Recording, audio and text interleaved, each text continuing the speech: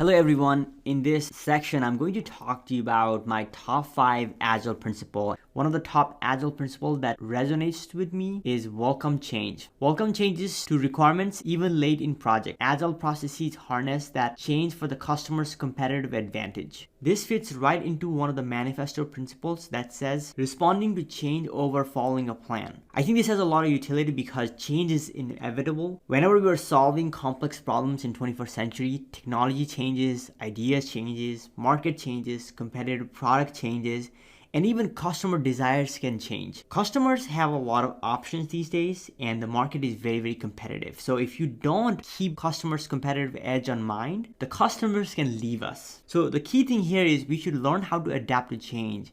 And we have to be obsessed with creating value to our customer, our user base, and stakeholders by adapting to the changes in the market.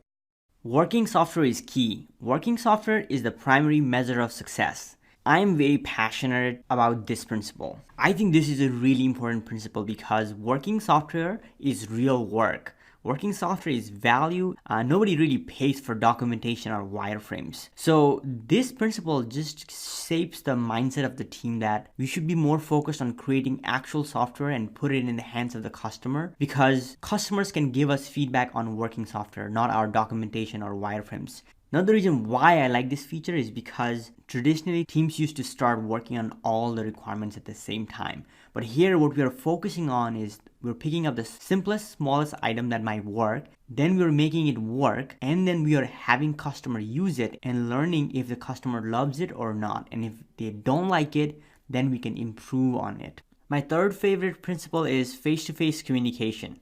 The most efficient and effective method of conveying information to and within a development team is face-to-face conversation. When I was working as a Scrum Master for a remote team, this was a real challenge. One of the team members was in New Jersey, another 2 team members were in India, and 4 of the other team members were in St. Louis. Initially, we actually didn't do the face-to-face communication because of some security issues we couldn't get on WebEx, and also because people were not used to, and that created a lot of challenges because whenever you can't see the other team member, there is lack of empathy. For example, 80% of the communication happens via body language, and we miss all that if it's a distributed team. If you look at an event like Daily Stand-Up, we say Daily Stand-Up, but really we can harness the agility or the agile mindset by actually being more face-to-face. So even if the teams are in different location, they could get on Zoom or WebEx or Skype and really do a quick touch base, for example, for a stand-up, and same thing for a retrospective. If you can see that person, you can get a lot more on what they're trying to say, their concerns,